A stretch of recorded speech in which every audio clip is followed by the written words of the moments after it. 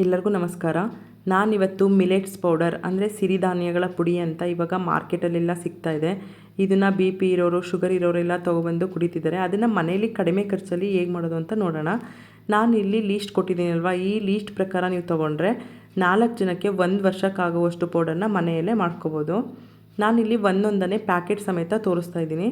Packet ಸಮೇತ ತೋರಿಸಿದ್ರೆ ಎಷ್ಟೋ ಜನಕ್ಕೆ ಗೊತ್ತಿರಲ್ವಲ್ಲ, ಅವ್ರಿಗೆ ಒಂದು ಐಡಿಯಾ ಬರುತ್ತೆ ಅಂತ ಈ ಥರ ಹೆಸರು ಮತ್ತು ಪ್ಯಾಕೆಟ್ ಸಮೇತ ತೋರಿಸ್ತಾ ಇದ್ದೀನಿ.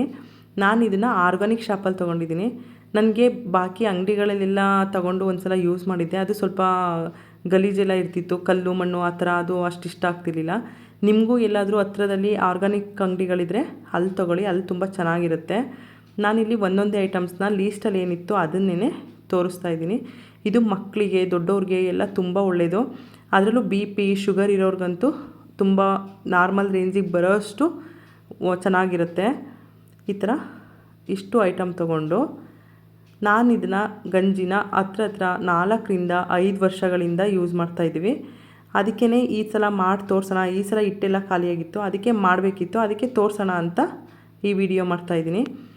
ನಾನಿಲ್ಲಿ ಹೆಸ್ರು ಕಾಳು ಹಾಕ್ಕೊಂಡು ಇದನ್ನು ಸ್ವಲ್ಪ ಕೆಂಪುಗಾಗೋವರೆಗೂ ಹುರ್ಕೊಂಡಿದ್ದೀನಿ. ಹೆಸ್ರು ಕಾಳು ಮತ್ತು ಕಡಲೆಕಾಳನ್ನ ನಾವು ಎಷ್ಟು ಚೆನ್ನಾಗಿ ಹುರ್ಕೋತೀವಿ ಅಷ್ಟು ಚೆನ್ನಾಗಿ ಫ್ಲೇವರು ಮತ್ತು ಟೇಸ್ಟು ಎರಡೂ ಚೆನ್ನಾಗಿರುತ್ತೆ.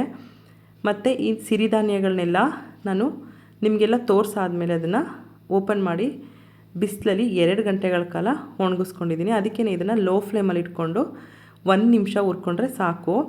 ಇದು ಜಾಸ್ತಿ ಎಲ್ಲ ಸಿಯೋ ಥರ ಎಲ್ಲ ಹುರ್ಕೊಂಡ್ರೆ ಟೇಸ್ಟು ಚೆನ್ನಾಗಿರಲ್ಲ ಗಂಜಿಯಲ್ಲಿ. ಅದಕ್ಕೇ ಲೋ ಫ್ಲೇಮಲ್ಲಿ ಇಟ್ಕೊಂಡು ಈ ಥರ ಸ್ವಲ್ಪನೇ ಹುರ್ಕೋಬೇಕು. ನಾನಿಲ್ಲಿ ಒಂದೊಂದನ್ನೇ ಹಾಕ್ಕೊಂಡು ಹುರ್ಕೋತಾಯಿದ್ದೀನಿ. ಒಣಗಿಸಿರೋದ್ರಿಂದ ಜಾಸ್ತಿ ಹುರಿಯೋ ಅವಶ್ಯಕತೆ ಇರಲ್ಲ. ಇದು ಬಿ ಪಿ ಇರೋರಿಗೆ, ಶುಗರ್ ಇರೋರಿಗೆಲ್ಲ ತುಂಬ ಒಳ್ಳೆಯದು. ಬಿ ಪಿ ಮತ್ತು ಶುಗರ್ಗೆಲ್ಲ ನಾರ್ಮಲಿ ರೇಂಜಿಗೆ ಬರುತ್ತೆ ಅನ್ನೋದಕ್ಕೆ ಉದಾಹರಣೆ ನಮ್ಮಲ್ಲೇ ಇದ್ದೀವಿ. ಯಾಕೆಂದರೆ ನಮ್ಮ ಅಜ್ಜಿಗೆ 90 ವರ್ಷ ಇವಾಗ. ನಮ್ಮ ಅಜ್ಜಿ ಇವಾಗ 30 ವರ್ಷದಿಂದ ಅವ್ರಿಗೆ ಶುಗರ್ ಇತ್ತು. ನಮಗೆ ಈ ಪೌಡರ್ ಎಲ್ಲ ಹೇಗೆ ಮಾಡೋದು ಏನು ಅಂತ ಏನೂ ಗೊತ್ತಿರಲಿಲ್ಲ. ಇವಾಗ ಒಂದು 7 ವರ್ಷದಿಂದ ನಮ್ಮ ಅಜ್ಜಿಗೆ ತೋರಿಸ್ಕೊಟ್ರು. ಈ ಥರ ಎಲ್ಲ ಮಾಡಿಕೊಂಡ್ರೆ ಶುಗರ್ ಎಲ್ಲ ಕಡಿಮೆ ಆಗುತ್ತೆ ಅಂತ. ನಮ್ಮ ಅತ್ತೆಗೂ ಶುಗರು ಮತ್ತು ನಮ್ಮ ಅಜ್ಜಿಗೂ ಶುಗರು. ಅವರು ತೋರಿಸ್ಕೊಟ್ಮೇಲೆ ನಮ್ಮ ಅಜ್ಜಿ ಕುಡಿಯೋದಕ್ಕೆ ಶುರು ಮಾಡಿದ್ರು.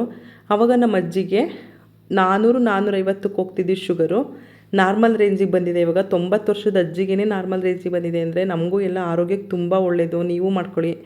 ನಾವು ಇದನ್ನು 4-5 ವರ್ಷದಿಂದ ಯೂಸ್ ಮಾಡ್ತಿದ್ದೀವಿ. ಮಕ್ಕಳಿಗೂ ಸಹ ಕೊಡ್ತಿದ್ದೀನಿ ನಾನು.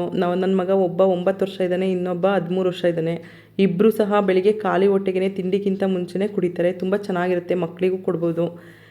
ಇದನ್ನು ಫ್ಲೆಕ್ಸ್ ಸೀಡ್ಸ್ ಇರುತ್ತಲ್ವ, ಫ್ಲೆಕ್ಸ್ ಸೀಡ್ಸು ಶುಗರ್ ಇರೋರಿಗೆಲ್ಲ ಒಳ್ಳೆಯದು. ನಾನು 1/4 kg ಅಷ್ಟು ಫ್ಲೆಕ್ಸ್ ಸೀಡ್ಸ್ ತೊಗೊಂಡಿದ್ದೀನಿ. ನೀವು ಶುಗರ್ ಎಲ್ಲ ಇರೋರಾದರೆ ಅದಕ್ಕೆ 1/2 kg ಅಷ್ಟು ಅಗಸೆ ಬೀಜನ ಹಾಕ್ಕೋಬೋದು. ಮತ್ತು ಈ ಥರ ಸೂರ್ಯಕಾಂತಿ ಬೀಜ ಮತ್ತು ಸೋರೆಕಾಯಿ ಬೀಜ, ಬಾದಾಮ್, ವಾಲ್ನಟ್ ಇವೆಲ್ಲ ಹಾಕಿರೋದ್ರಿಂದ ಸ್ಕಿನ್ನು ಮತ್ತು ಏರ್ ಫಾಲ್ ಆಗುತ್ತಲ್ಲ, ಅವ್ರಿಗೂ ಎಲ್ಲ ತುಂಬ ಒಳ್ಳೆಯದಿದು. ನೀವು ಟ್ರೈ ಮಾಡಿ. ಮಕ್ಕಳಿಗೆ, ದೊಡ್ಡವ್ರಿಗೆ ಎಲ್ಲ ಇಷ್ಟ ಆಗುತ್ತೆ.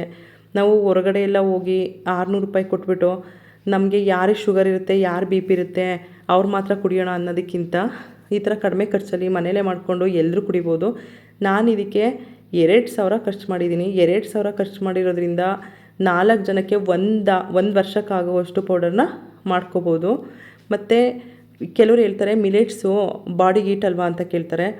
ಬಾಡಿಗೆ ಹೀಟ್ ಆದರೆ ನಾನು ಅದಕ್ಕೇ ಇವಾಗ ಕುಚಲಕ್ಕಿ ಬರುತ್ತಲ್ವ, ಅದು, ಮೆಂತ್ಯೆ, ಜೀರಿಗೆ, ಹೆಸ್ರು ಕಾಳು, ಹೆಸ್ರುಬೇಳೆ, ಬಾದಾಮ್ ಮತ್ತು ಬಾರ್ಲಿ ಇರುತ್ತಲ್ವ, ಅದು ಎಲ್ಲ ಬಾಡಿ ಹೀಟ್ನ ತುಂಬ ಬೇಗ ಕಡಿಮೆ ಮಾಡುತ್ತೆ. ಮಿಲೆಟ್ಸ್ ಬಾಡಿ ಹೀಟ್ ಜಾಸ್ತಿ ಮಾಡಿದ್ರೆ ಇದಕ್ಕೆ ಈಕ್ವಲ್ ಆಗಿ ಬಾಡಿ ಹೀಟ್ನ ಕಡಿಮೆ ಮಾಡೋದಕ್ಕೆ ಇವೆಲ್ಲ ಹಾಕ್ಕೊಂಡ್ರೆ ಯಾವ ಹೀಟು ಆಗೋಲ್ಲ, ಏನೂ ಆಗೋಲ್ಲ, ತುಂಬ ಚೆನ್ನಾಗಿರುತ್ತೆ.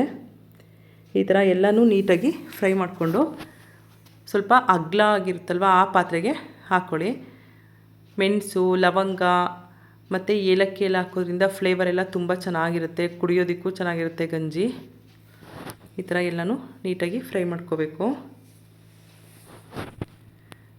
ನಾವು ಹೊರಗಡೆ 600 ರೂಪಾಯಿ ಕೊಟ್ಟು ತಂದು ಒಬ್ಬೊಬ್ಬರೇ ಕುಡಿಯೋದಕ್ಕಿಂತ ಈ ಥರ 2,000 ರೂಪಾಯಿ ಖರ್ಚು ಮಾಡಿ 1 ವರ್ಷಕ್ಕಾಗುವಷ್ಟು ಪೌಡರ್ನ ಮನೇಲಿ ಮಾಡಿಟ್ಕೊಂಡು ಎಲ್ಲರೂ ಕುಡಿದ್ರೆ ತುಂಬ ಒಳ್ಳೆಯದು. ಇವಾಗ ಎಲ್ಲನೂ ಹುರ್ಕೊಂಡಾದ್ಮೇಲೆ ಈ ಥರ ನೀಟಾಗಿ ಮಿಕ್ಸ್ ಮಾಡ್ಕೋಬೇಕು. ಈ ಥರ ಸ್ವಲ್ಪ ತಣ್ಣಗಾಗೋವರೆಗೂ ಮಿಕ್ಸ್ ಮಾಡಿಕೊಂಡು ನಾನಿಲ್ಲಿ 2 kg ಅಷ್ಟು ರಾಗಿ ಹಾಕ್ಕೋತಿದ್ದೀನಿ. ನಾನು ರಾಗಿನ ಇಲ್ಲಿ ಹುರ್ಕೊಂಡಿಲ್ಲ, ಯಾಕೆಂದರೆ ನಮ್ಮಮ್ಮ ಹೇಳ್ತಾರೆ ರಾಗಿ ಹುರಿಬಾರ್ದು ಅಂತ ಹೇಳಿದ್ರು. ಅದಕ್ಕೇ ಇದನ್ನು 4ರಿಂದ 5 ಗಂಟೆ ಚೆನ್ನಾಗಿ ಬಿಸಿಲಲ್ಲಿ ಒಣಗಿಸ್ಕೊಂಡಿದ್ದೀನಿ. ಕೆಲವರು ರಾಗಿ ಉರಿಬೋದು ಅನ್ನೋರು ಇರ್ತಾರೆ, ಅವರು ಸ್ವಲ್ಪ ಹುರ್ಕೊಂಡು ಹಾಕ್ಕೊಂಡ್ರೆ ಅದು ಸಹ ಟೇಸ್ಟು ತುಂಬ ಚೆನ್ನಾಗಿರುತ್ತೆ. ಇವಾಗ ಇದಕ್ಕೆ ಸಾಬುದಾನ ಹಾಕ್ಕೋತಿದ್ದೀನಿ. ಸಾಬುದಾನನೂ ಅಷ್ಟೇ ಇದು ಸ್ವಲ್ಪ ಬಿಸಿ ಮಾಡಿದ್ರೆಲ್ಲ ಅದು ಸ್ವಲ್ಪ ಮೆಲ್ಟ್ ಆದಂಗೆ ಆಗುತ್ತೆ. ಅದಕ್ಕೇ ನಾನು ಸಾಬುದಾನನೂ ಈ ಥರನೇ ಮಿಕ್ಸ್ ಮಾಡ್ಕೋತಿದ್ದೀನಿ. ಇದನ್ನು ಎಲ್ಲ ನೀಟಾಗಿ ಮಿಕ್ಸ್ ಮಾಡಿಕೊಂಡು ಇದನ್ನು 4ರಿಂದ 5 ಗಂಟೆಗಳ ಕಾಲ ಹೀಗೆ ಬಿಟ್ಟು ಸ್ವಲ್ಪ ತಣ್ಣಗೆ ಮಾಡ್ಕೋಬೇಕು. ನೀಟಾಗಿ ಎಲ್ಲ ತಣ್ಣಗಾದಮೇಲೆ ಮಿಲ್ ಮಾಡಿಸ್ಕೊಂಡ್ರೆ ನಾವು 1 ವರ್ಷ ಅಲ್ಲ 1.5 ವರ್ಷ ಸ್ಟೋರ್ ಮಾಡಿದ್ರು ಅದು ಏನೂ ಆಗೋಲ್ಲ. ಇದನ್ನಿವಾಗ ಈ ಥರ ತಣ್ಣಗಾದಮೇಲೆ ನಾನು ಮಿಲ್ ಮಾಡಿಸ್ಕೊಬಂದಿದ್ದೀನಿ. ನನಗಿಲ್ಲಿ ಸುಮಾರು 7 kgಯಷ್ಟು ಪೌಡರ್ ಬಂದಿದೆ. 7 kg 2,000 ರೂಪಾಯಿ 7 kg ಪೌಡರ್ ತೊಗೊಳ್ಳೋದು ಇಷ್ಟ ಎಲ್ರಿಗೂ ವರ್ತ್ ಅನಿಸುತ್ತೆ. ನಾವು 600 ರೂಪಾಯಿ ಕೊಟ್ಟು 1 kg ತಗೊಳ್ಳೋಕ್ಕಿಂತ 2,000 ರೂಪಾಯಿಗೆ 7 kg ಮನೆಯಲ್ಲೇ ಮಾಡ್ಕೋಬೋದು. ನಾನು ಇದನ್ನು US ಇದ್ವಿ ನಾವು 1 ವರ್ಷ, ಆವಾಗೆಲ್ಲ 1 ವರ್ಷಕ್ಕಾಗುವಷ್ಟು ತೊಗೊಂಡೋಗಿದ್ದೆ ಇಲ್ಲಿಂದ. 1 ವರ್ಷ ಇಟ್ಟರು ಸ್ವಲ್ಪನೂ ಹುಳನೂ ಆಗಿರಲಿಲ್ಲ, ಏನೂ ಆಗಿರಲಿಲ್ಲ, ತುಂಬ ಚೆನ್ನಾಗಾಗುತ್ತೆ. ಅದಕ್ಕೇ ನಾನು ಎಲ್ರಿಗೂ ರೆಫರ್ ಮಾಡೋದು 1 ವರ್ಷಕ್ಕಾಗುವಷ್ಟು ಪೌಡರ್ನ ಕಡಿಮೆ ಬೆಲೆಯಲ್ಲಿ ಮನೇಲೇ ಮಾಡ್ಕೊಳ್ಳಿ ಅಂತ. ನಾನು ಇದರಲ್ಲಿ 4 ವೆರೈಟಿ ಗಂಜಿ ಮಾಡ್ತೀನಿ. ಅದಕ್ಕೇ ಅದನ್ನು ನೆಕ್ಸ್ಟ್ ವೀಡಿಯೋದಲ್ಲಿ ಹೇಗೆ ಮಾಡೋದು ಅಂತ ತೋರಿಸ್ತೀನಿ. ನಿಮಗೂ ಈ ವಿಡಿಯೋ ಇಷ್ಟ ಆದರೆ ಪ್ಲೀಸ್ ಸಬ್ಸ್ಕ್ರೈಬ್ ಮಾಡಿ.